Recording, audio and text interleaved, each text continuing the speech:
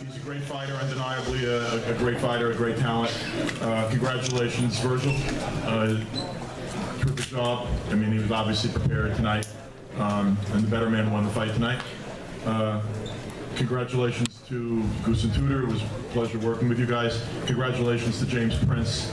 And again, to the entire Ward team, our hat is off to you. I was going to say a couple of words. I'm going to turn the mic over to Edwin, and Edwin will say a few words and you can ask a couple of questions. No man's unbeatable, and that includes Andre Ward. He's damn good. But you got to give yourself the best chance to win, and tonight our team didn't give ourselves the best chance to win. And I think that was reflected a little bit in what happened in the ring. You know, Edwin was never hurt. Edwin's a tough guy. I think Andre's corner knew that there was danger in that ring from beginning to end. But, you know, Edwin's now a light heavyweight, but I'm going to tell you what I told Edwin in his dressing room. You can't balloon up to 200 pounds and get down to 168 effectively, and you can't balloon up to 200 pounds and get down to 175 effectively either. So there has to be lessons learned, and frankly, one of the lessons learned is the kind of athlete, the kind of discipline that Ward has, that is weight like Martinez, like Sergio Martinez, and there are a number of guys like that, where their weight doesn't balloon up. They're within striking distance of their fighting weight when they're not fighting, because what they do is they're athletes. They're athletes, and their body's their temple, and you can't allow yourself to give yourself less than your best chance when you fight a great fighter. But I am confident that the young man to my left is still going to be a world champion. I am confident that he's going to be a world champion at light heavyweight. I don't think there's a light heavyweight out there he can't compete with. And I'm still proud of him. This wasn't a week. I laid a lot of verbal stuff and a lot of words out in the press. I was not happy with what happened this week, and I made myself clear, but I'm still proud of the man he is. I still know the kind of family he has and the kind of what's inside of him, and what's inside of him is still champion. And Edwin. I want to thank everyone for being here, the media, all my family, my friends. I want to apologize for not being able to make weight. I want everybody to understand that it wasn't something that I planned not to make weight or, you know, whatever. I've been trying to make 168. I've been struggling for the last 3 fights to make 68.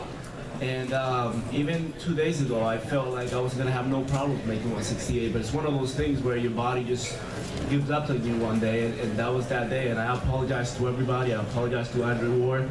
I apologize to the WBA for not being able to make the weight and fighting for a belt. You guys gotta understand that I've been fighting for my whole life to be able to fight for a world title.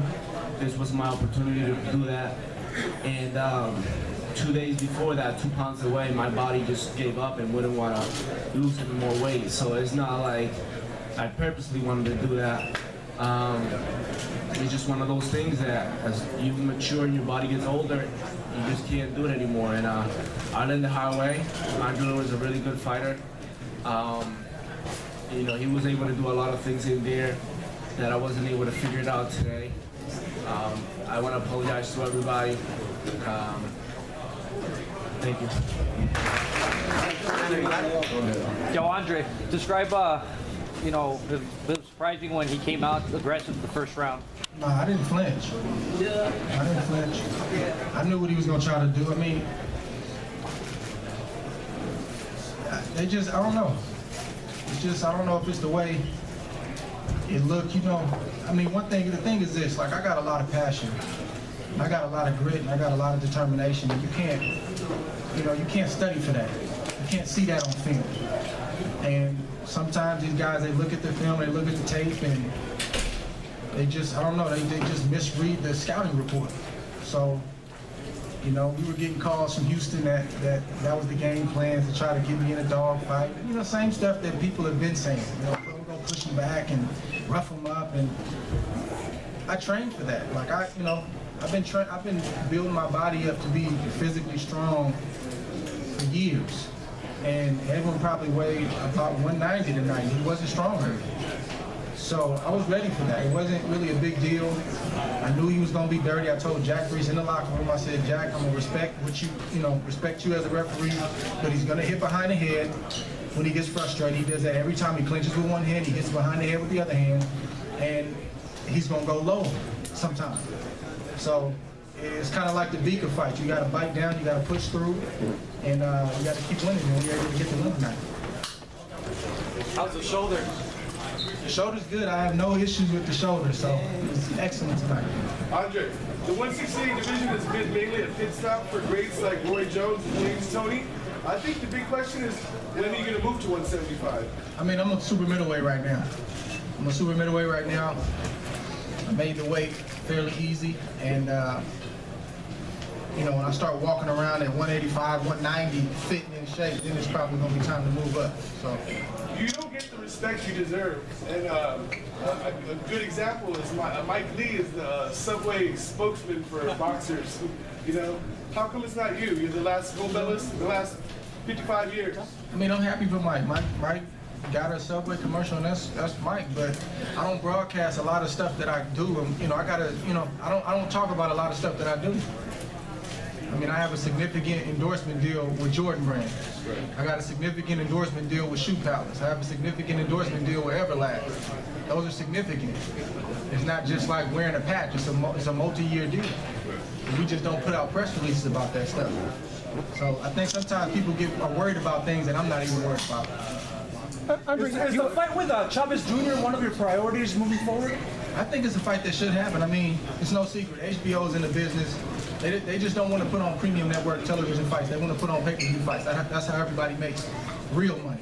And I think that a fight with Chavez Jr., if he can, you know, discipline himself to stay at 168, I think it's a fight that should happen. But I've heard a lot of things, you know, lately about, you know, what he's doing in his personal situation, and I don't know if he'll be available. But that's a fight that I think should happen. You know? Boxing Waves, what do you think of that fight? I think he's a good fighter. People don't give him a lot of credit. That kid can fight. I've seen him. First time I saw him fight up close and personal was against Vera. But I've watched him for years. He got a lot of his old man in him. He doesn't have the discipline his dad had, but that kid can fight, man. He's big. He can fight inside. He can fight outside. People don't give him a lot of credit. That kid can fight. That would be a tough fight for me. Long layoff. How do you feel? How do you grade yourself in this fight? What do you put yourself?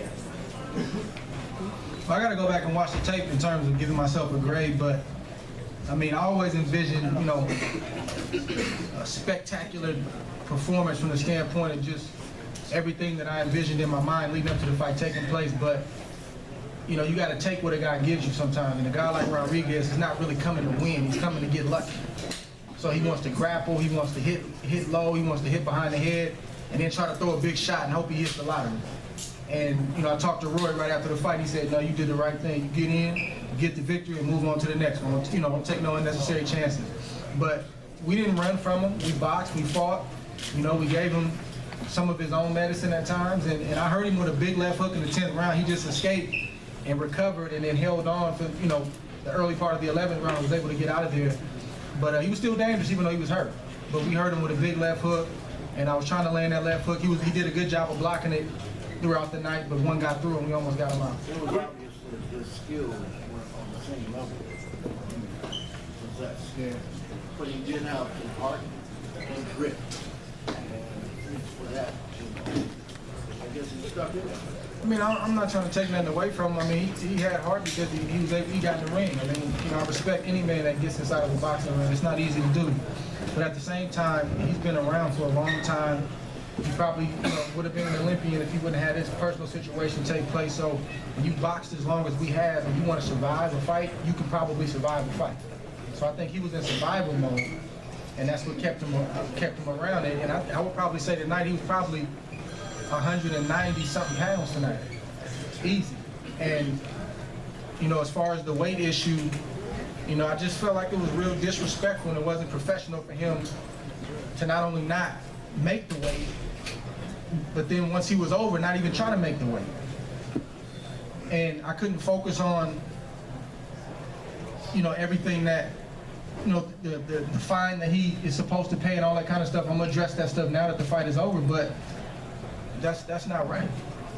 You know, it's a championship fight. You're supposed to conduct yourself like a champion, come in on weight, and if you are overweight, make the effort to make the weight. So I probably fought a guy that was 190 pounds tonight. Andre, you haven't lost a fight since you were 12 years old. How much pressure is on you when you get into the ring at this stage? Man, it's always a lot of pressure. It's just, it comes with the territory. I mean, I don't think the winning streak is what brings the pressure. You just learn how to deal with it, you know? You learn how to deal with it.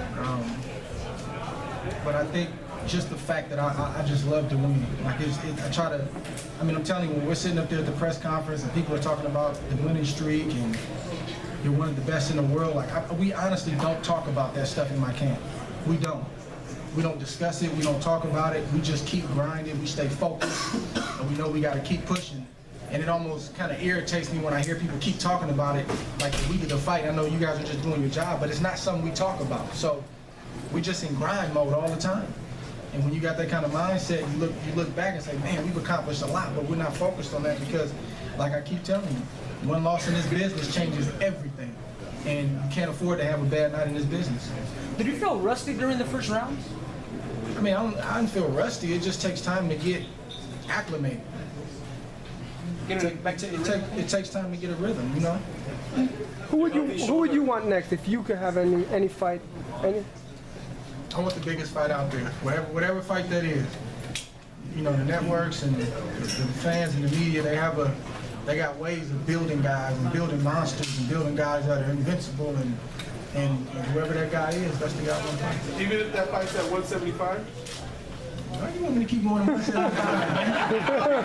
because people are waiting for you to go 175 for you to lose. I'm not a light heavyweight. I'm not a light heavyweight right now. I'm a 168-pound fighter. Andre, congrats on the win. And he might skip light heavyweight and just go right to heavyweight now. Well, he said he wanted to In the right situation, yeah. Okay, let me ask you a good question. Could you retire today and run for mayor of Oakland? Yeah. I'm gonna tell you this. I don't know how much longer I got in this sport. I'm not talking next week retiring, but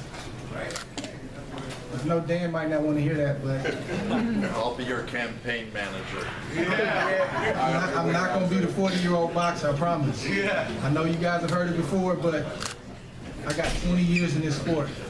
20 years in this sport of giving max effort, giving it everything that I have, and even though I missed the sport this last 14 months, I enjoyed my time off. Like, I enjoyed being home. I enjoyed the broadcasting and doing what I had to do. So I don't know how much longer I got in this sport. We're gonna try to, go out with a bang, and I feel like we got a few more years left in us, but I don't know how much longer I got. Hey, this is what you like, Andre. Are there any areas of opportunity? Say it again? Are there any areas of opportunity for you? In terms of? Improvement. Oh yeah. I still don't feel like I've arrived yet, like, just overall. I put on some good performances, I think, and we beat some good guys, but like I could look at the Fox fight and say, man, that wasn't my best. I could look at tonight and say, man, we won, but that wasn't my best. Dawson was close. That's a fight where we pretty much did everything we wanted to do, break him down mentally, physically, and then stop him and get him out of there. There's a few fights I can point to and say, man, we executed everything. As a whole, I don't think that I'm quite there yet. How soon we Go ahead. I sat next to Kareem Mayfield while we watched the fight. Dan, we both agreed that you were going for the kill in the 12th round. Is that correct? Yeah, I just wanted to be smart and look for my opportunity, because I'm telling you, those kind of guys are hard to fight because they don't try to win rounds. He's not coming in trying to compete minute for minute, trying to win a round. He's trying to get lucky. So he's conserving his energy. He's taking punishment, and then the 12th round his corner pumps him up. Go get him, and he's coming winging, and so you got to be smart in the 12th round. You see Floyd when he fought Canelo. He pretty much moved the whole 12th round. He dominated 1 through 11, and it took the 12th round off. And some people don't like that, but he moves on to the next. He's 45-0. What are your thoughts on where you rank in the pound-for-pound list, and would you like to overtake Floyd one day? I mean, from a competitive standpoint, I would love to have the #1 spot, but Floyd Mayweather is the #1 guy in boxing right now. He has done this and been successful and competed at the highest level since I've been a kid. Since I've been an amateur fighter, he's been doing this. I'm not the #1 fighter in the world. Floyd Mayweather's the #1 fighter in the world. So unless he retires or something happens and maybe he gets beat, then maybe I'll take that spot. But I'm content being #2 right now. I respect the guys who I pay homage to the guys who have gone before me. Floyd Mayweather has helped mold my style. Floyd Mayweather, I was watching Floyd Mayweather fights all day today leading up into this fight. These guys have helped me get to where I'm at in more ways than they realize. So I pay homage to these guys and I respect these guys. So he deserves that top spot. As a boxing fan that you are, not only a boxing superstar, Andre, what's it like to have Mike Tyson and Sugar Ray Leonard sitting right under the apron? Oh, Mike was here? Yeah. 20 years in the game, what fuels you as a fighter? Let me answer his question. Yeah, so Mike was here, Sugar Ray was here, and Chris Bird. I just met Chris Bird. And, you know, of course, RJ. That's my childhood hero right there. And Rob Schneider. And Rob Schneider. It was a good night. What are some of the things that are fueling you as a fighter after 20 years in the game? Like, what still makes you want to come to the ring every time you have a fight? Well, because I know I'm not at my best. I know I'm still not at my best. I'm still not at my prime. I'm approaching my prime. I'm not in my prime yet. I feel like it's gonna be a zone that I get into the busier that I get. Burgess told me this for years. He said, when you start getting 3 fights a year, and you start consistently fighting, so you're gonna start doing stuff that shocks you. So once we start getting busier and start getting in the zone, that's when we're gonna see some things that I think we haven't seen before out of me. How soon would you like to return to the ring? One more question, okay, you guys, and then you guys can come up here and get a few more. This man got a pink blazer on tonight. Dan Goosen. Hollywood Dan Goosen. Carnation pink. My wife got it for me, okay? I didn't like it. I just acknowledged it. Pink underwear, too. That's too much information. Call that salmon. How soon would you like to return to the ring, Andre? How soon do you want to get back in there? How do you feel physically? No, he didn't. He was winging some big shots, but a lot of times with guys like that, those aren't the guys that really hit hard. They throw hard. They don't really. So to answer your question, no, he didn't hurt me with anything tonight. I got a few lumps and bruises on my head and stuff like that. That's why I got the ice pack. Just from fouls, man. Just rabbit punches. I tried to keep my hand up to protect myself, and you know, when I could, I tried to get mine back too.